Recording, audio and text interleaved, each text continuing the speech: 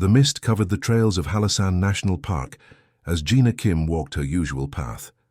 After 5 years as a park ranger, she knew these mountains well. Then a bright light cut through the fog, and she heard something crash through the trees. Gina walked carefully toward the sound, her hand ready to grab her radio if needed. She didn't find a fallen tree or hurt hiker. Instead, she saw a metal pod about as big as a small car. Strange symbols covered its surface, and they seemed to move when she looked at them. Part of the pod had broken open. "Hello?"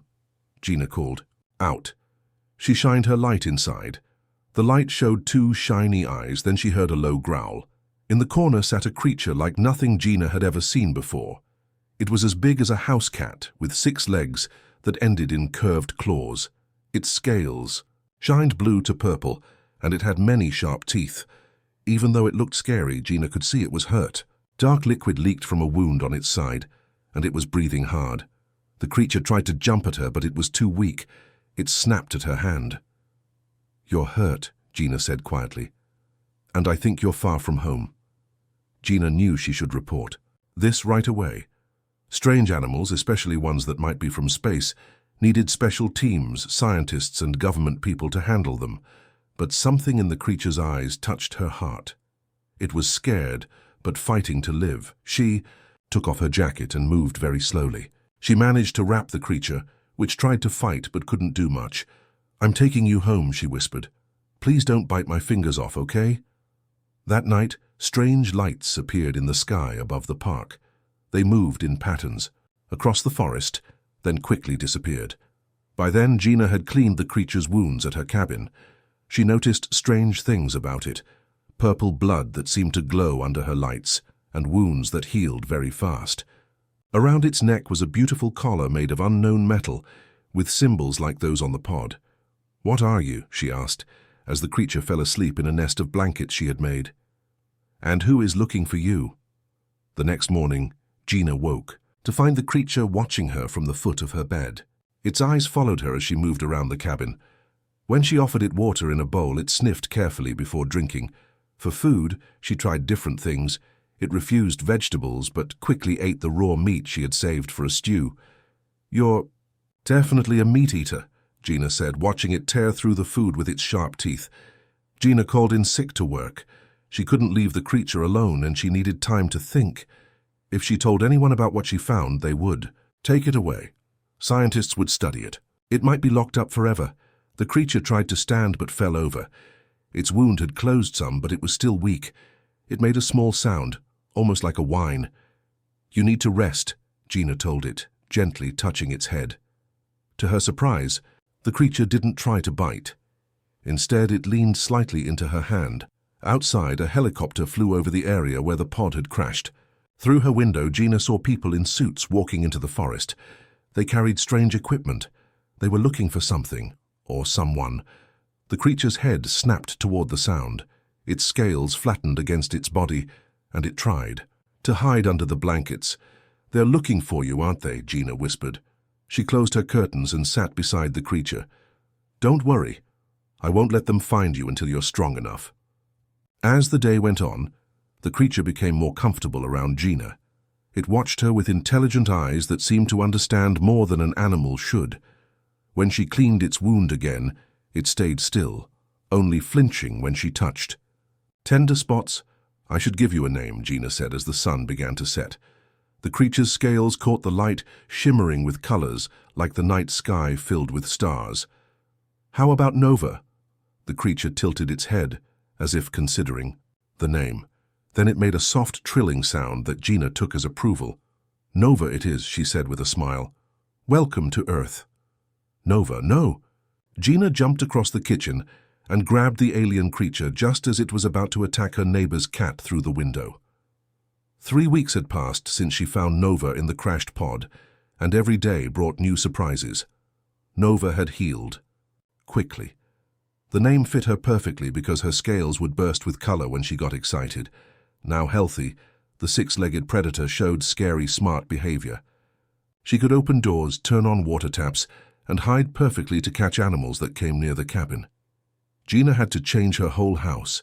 She put child-proof locks on kitchen cabinets, took out any plants that could be toxic, and stored breakable things safely away. She turned her extra bedroom into what she called the hunting ground. Here, Nova could chase and hunt using special toys Gina made to keep her busy. "Let's try again," Gina said with a sigh. She put Nova down in front of a board covered with different pictures. Over time, they had worked out a basic way to talk. Nova would press the symbols with her front claws to tell Gina what she needed: food, water, playtime, or going outside. The doorbell rang. Nova jumped and ran under the couch, her favorite hiding place when visitors came. "It's just me," called a voice Gina knew well. Tay Park, her friend from college who now worked as a biologist at the National Science Institute, walked in carrying his black case of equipment. "How's our space visitor today?" he asked, putting down his case. "Growing. Learning. Trying to eat anything that moves," Gina said with a tired smile. Tay had been studying Nova's DNA samples in secret. Only he and Gina knew about the alien creature. His latest tests showed what they had guessed.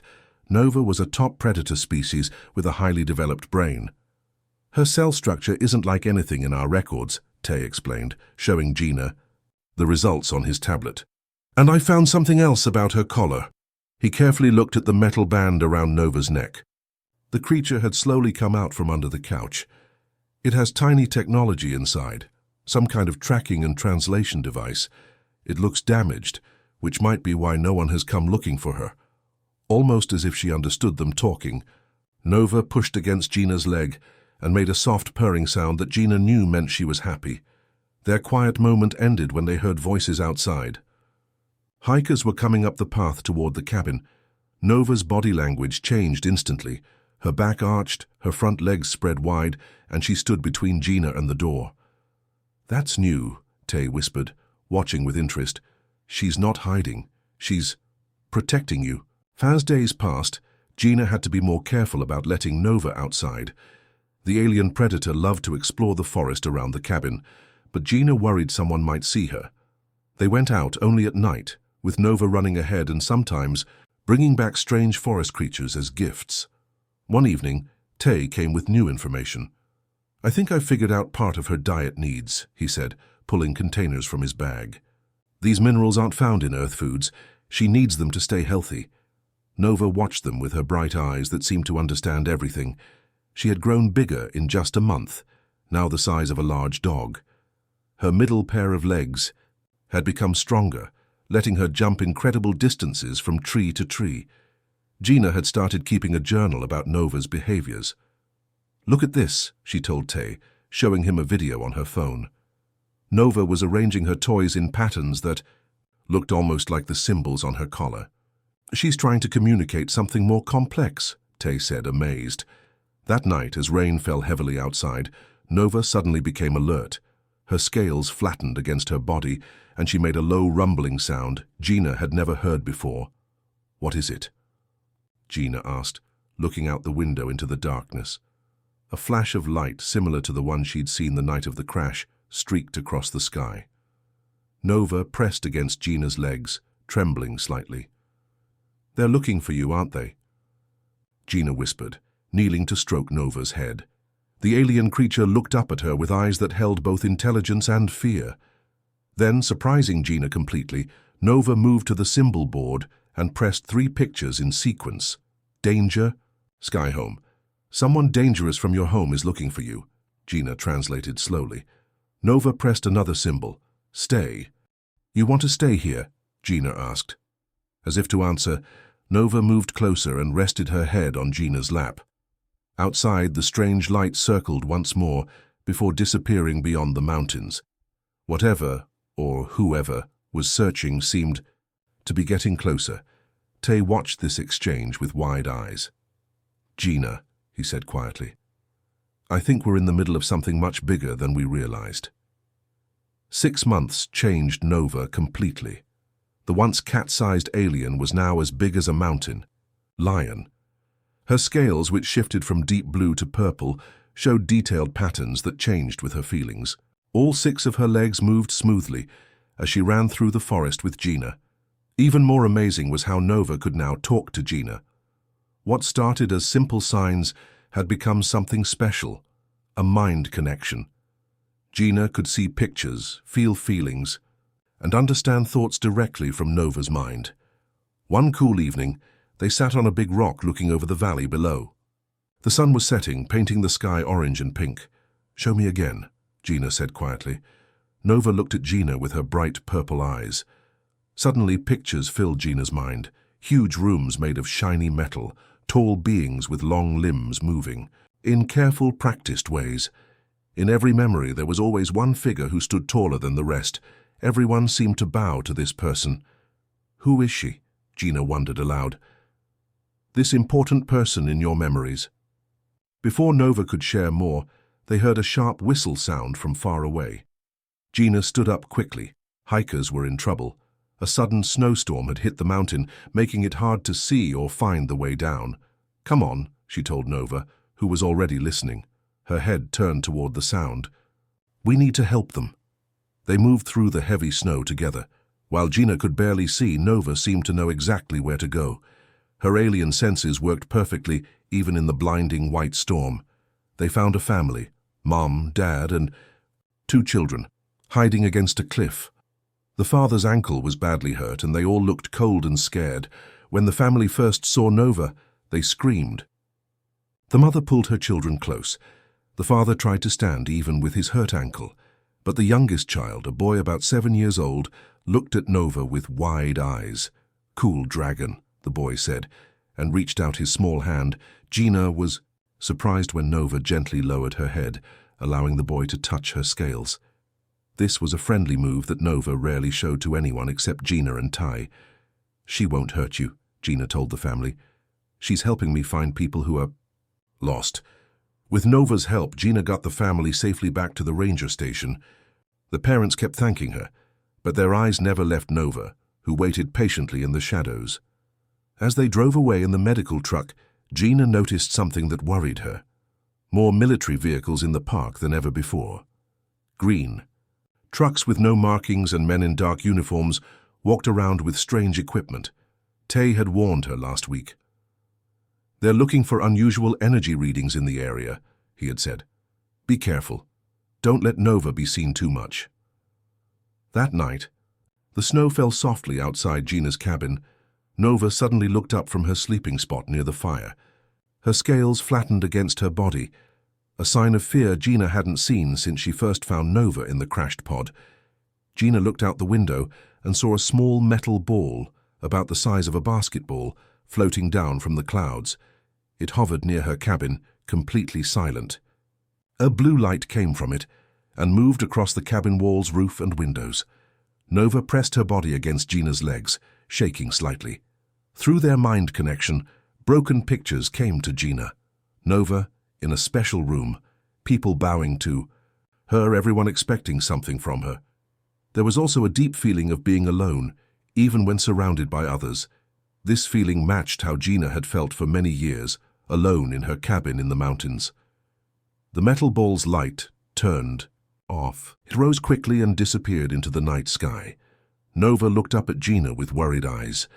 Through their connection, Gina understood what Nova was trying to say. "They're coming for you," Gina whispered, gently stroking Nova's trembling head. "Aren't they?" Nova pressed closer, sending a clear feeling through their link. She didn't want to go. This was her home now. Gina was her family. "Don't worry," Gina said softly. "I won't let them take you." Outside, the snow kept falling, covering their tracks in the forest. But Gina knew that whoever was looking for Nova wouldn't be stopped by snow or mountains or anything else on Earth. They were coming, and she needed to be ready. The sun was just coming up when the spaceship arrived. It was long and smooth, moving quietly through the morning sky before landing in the field near Gina's cabin. From her window, Gina could see tall figures walking out of the ship. They moved in perfect order as they spread into the forest. "We need to go now," Tay said in a worried voice. He showed Gina his tablet screen. He had stayed up all night working on the strange marks on Nova's collar. He had compared them with star maps and information from the crashed pod where Gina had first found Nova. "Nova isn't just any space creature," he explained. "These symbols say her real name is Stellar Eclipse. She's the special baby of the Empress of the Celestial Dominion." Nova walked back and forth across the small cabin, clearly worried. She was so big now that she barely fit inside. Through their mind connection, Gina saw broken pieces of Nova's memories, being taken somewhere for an important event, then attackers coming suddenly. She saw someone putting Nova in the escape pod, promising to come back for her. They've been looking for her across the whole galaxy, Tay said. And from what I can tell, they think humans are simple, backward creatures who shouldn't be raising someone of royal blood. Suddenly, a loud voice boomed outside. It was so loud it made the windows shake. Human dwelling, we know you have the EICA imperial heir. Give up the royal offspring now or face the consequences. Gina looked into Nova's eyes. She expected to see fear, but instead saw only strength and decision. Through their mind link, Nova's feelings were clear. She thought of Gina as her family now and did not want to leave. They'll smash the cabin, Tay warned. Maybe hurt us too. Then we'll face them together, Gina said.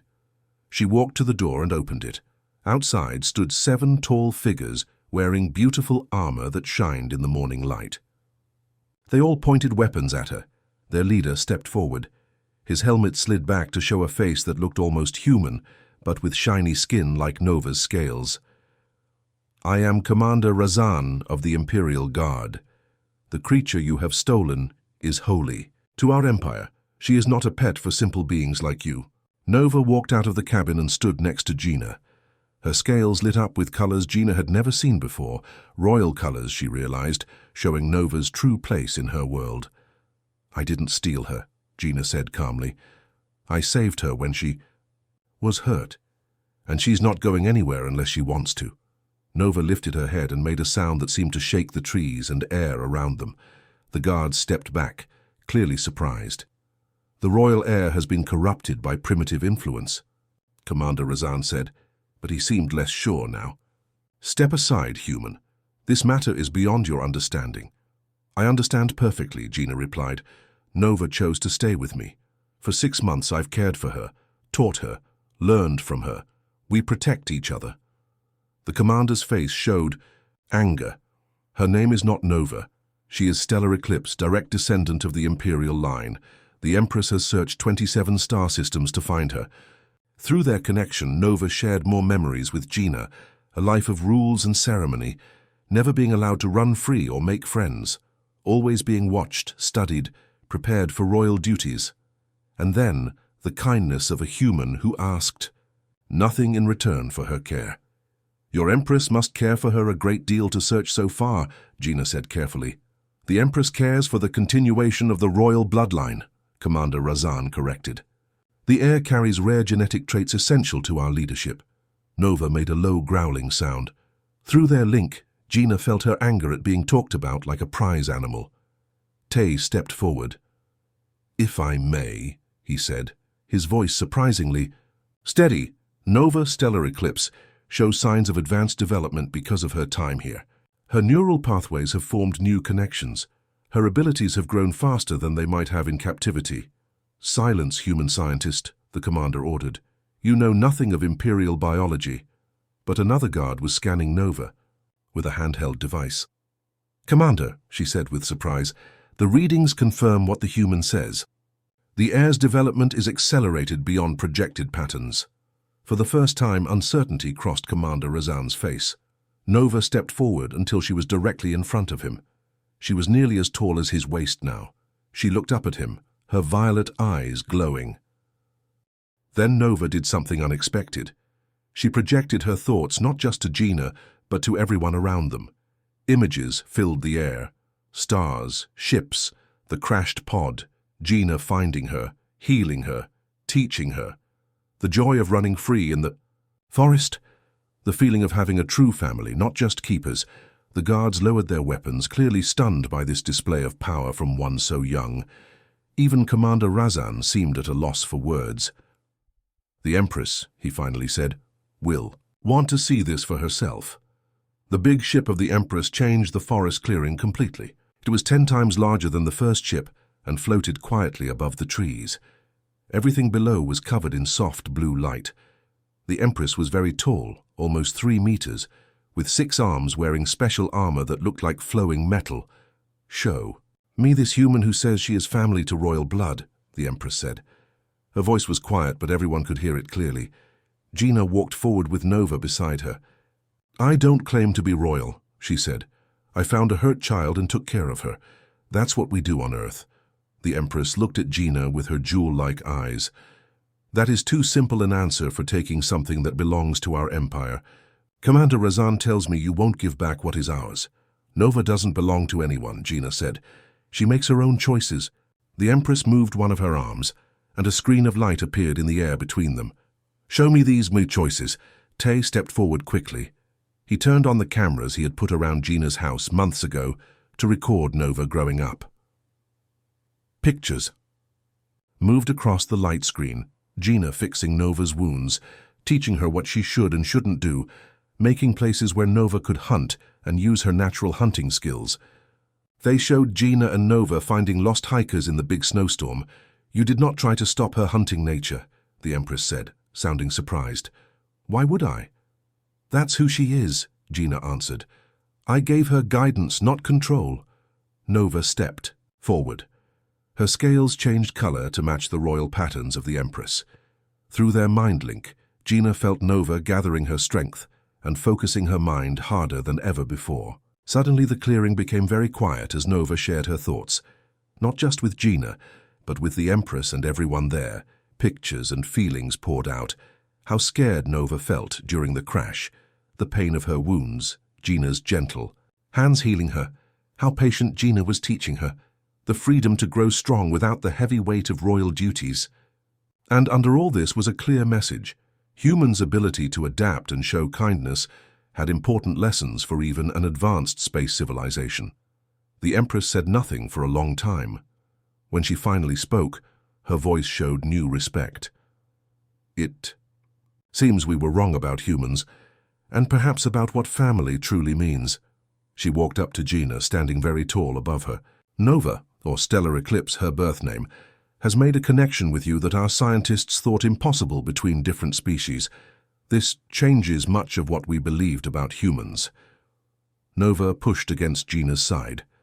Her feelings were clear through their mind link. She wants to stay with you, the Empress said, but her royal blood has duties to our empire. She lifted one arm to stop Commander Razan when he started to protest. Perhaps there is a way to honor both.